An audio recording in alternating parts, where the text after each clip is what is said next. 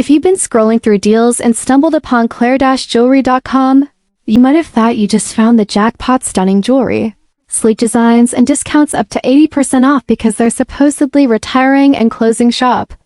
Sounds like a rare steal, right? That's exactly what caught my attention.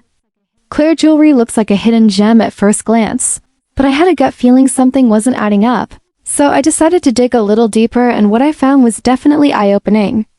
For starters, the website's domain was registered only recently, which raises a red flag for a brand that claims to have years of experience.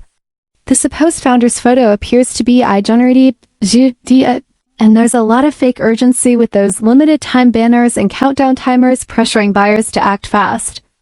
I couldn't find any real business information, no address, no verifiable team, and the glowing customer reviews seem overly scripted and suspicious.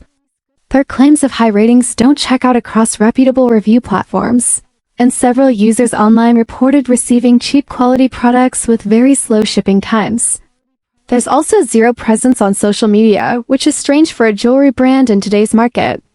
While I wouldn't outright say it's a scam, there's definitely enough sketchy behavior to make you think twice before placing an order.